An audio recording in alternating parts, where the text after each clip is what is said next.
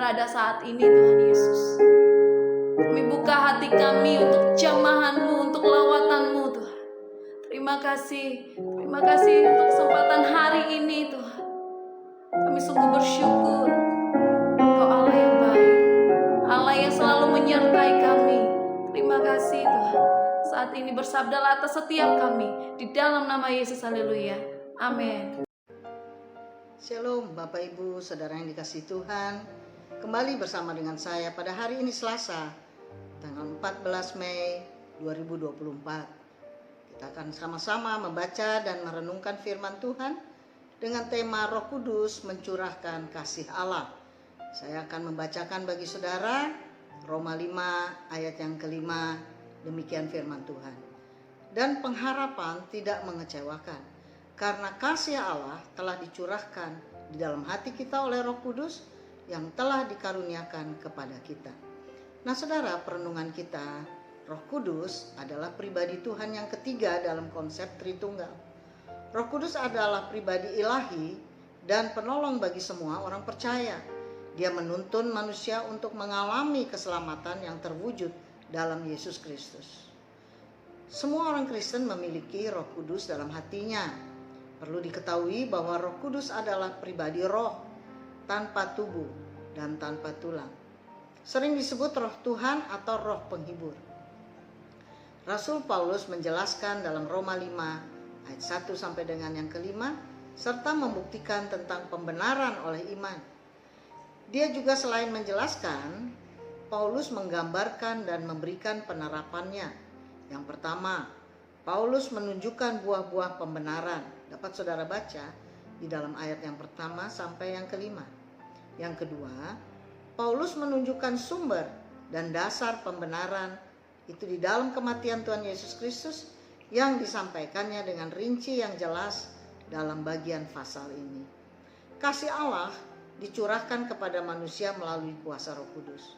Segala keuntungan dan hak istimewa mengalir dari pembenaran tersebut. Oleh karena itu, semua orang yang percaya seharusnya memastikan dengan baik apakah sudah dibenarkan, sehingga menjadi penghiburan yang datang dari Roh Kudus. Dan dengan demikian akan melakukan segala kewajiban yang diminta, dilakukannya karena sudah menerima pembenaran tersebut. Orang Kristen mengalami kasih Allah dalam hati mereka melalui kuasa Roh Kudus. Kasih Allah itu dicurahkan, yang menyatakan bahwa kasih Allah itu masih terus berlangsung secara terus-menerus sebagai suatu tindakan kasih Allah yang selalu hadir dalam hidup orang percaya. Pengalaman akan kasih Allah ini akan menopang kita sebagai orang percaya di dalam penderitaan yang tertera di dalam Roma 5 ayat 3 dan akan meyakinkan kita akan pengharapan yang datang dalam kemuliaan. Saudara dapat membacanya di dalam Roma 5 ayat 4 sampai dengan yang kelima. Roh Kudus mencurahkan kasih Allah, artinya kasih Allah memang ada bagi orang percaya dan harus dicurahkan senantiasa agar semua orang Kristen mengalami kasih Allah itu. Murka Allah memang nyata bagi orang berdosa.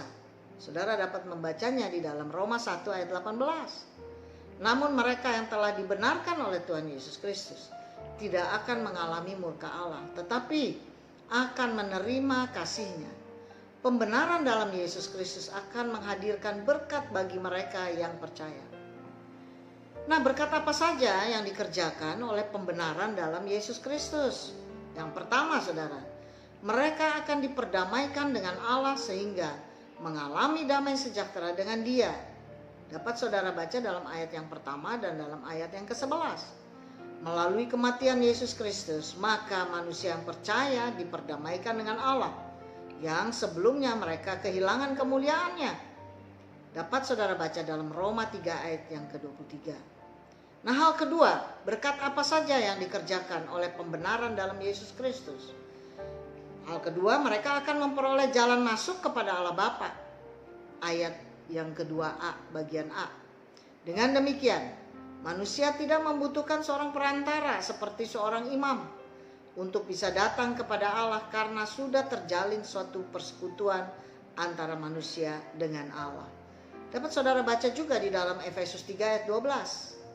Nah, ketiga saudara, berkat apa saja yang dikerjakan oleh pembenaran dalam Yesus Kristus, maka hal ketiga mereka memiliki pengharapan akan kemuliaan dari Tuhan. Dapat saudara baca dalam ayat 2 bagian B. Hal ini berlawanan dengan kondisi manusia yang berdosa dan kehilangan kemuliaan Allah. Nah, berikutnya saudara, berkat apa lagi yang dapat dikerjakan oleh pembenaran dalam Yesus Kristus? Yang keempat, mereka dimampukan untuk bersuka cita dalam penderitaan karena Kristus. Dapat saudara baca dalam ayat 3-4. Tuhan Yesus menggunakan penderitaan agar orang percaya memiliki karakter yang tahan uji. Roh Kudus akan berdiam dalam hati orang percaya agar teguh beriman dan mampu bertahan dalam segala penderitaan. Nah, berikutnya saudara, yang kelima, berkat apa saja yang dikerjakan oleh pembenaran dalam Yesus Kristus? Maka yang kelima, mereka akan diselamatkan dari murka Allah yang akan datang. Dapat saudara baca dalam ayat yang ke-9. Nah, refleksi pada hari ini saudara, Roh Kudus mencurahkan kasih Allah, yaitu pembenaran oleh karena iman yang dikerjakan oleh Tuhan Yesus Kristus atas manusia, menjadi pintu yang membukakan banyak berkat, terutama berkat keselamatan yang menyelamatkan manusia dari murka Allah. Keselamatan yang diberikan Tuhan adalah bukti kasih-Nya kepada manusia, yang oleh karena kasih karunia Allah saja, maka manusia bisa dibenarkan untuk saat ini dan untuk masa yang ke depan. Kita harus merenungkan kasih Allah yang menyelamatkan umat manusia sebagai berkat yang berharga yang dapat dinikmati. Karena itu, kita sebagai orang percaya harus tetap teguh beriman dan tidak undur dari iman untuk selama-lamanya. Demikian perenungan kita pada hari ini. Mari kita berdoa. Bapa, di dalam nama Tuhan Yesus Kristus, kami bersyukur, berterima kasih untuk firman-Mu yang pada hari ini Engkau sampaikan bagi kami, dan kami boleh memahami bahwa kami adalah orang-orang yang diberkati oleh karena pembenaran iman kami dalam Yesus Kristus, sehingga kami saat ini boleh diperdamaikan dengan Allah, dan kami boleh memperoleh jalan masuk kepada Allah Bapa, sehingga kami memiliki pengharapan akan kemuliaan dari Tuhan, sehingga kami juga dihindari oleh murka Allah, dan kami tetap bersuka cita karena kami tetap teguh beriman dan mampu bertahan dalam segala penderitaan. Terima kasih Tuhan, tuntunlah kami terus, ajarlah kami terus, dan hanya kemuliaan Engkau saja yang menyertai kehidupan kami. Di dalam nama Yesus Kristus kami berdoa dan bersyukur kepadamu. Haleluya. Amin.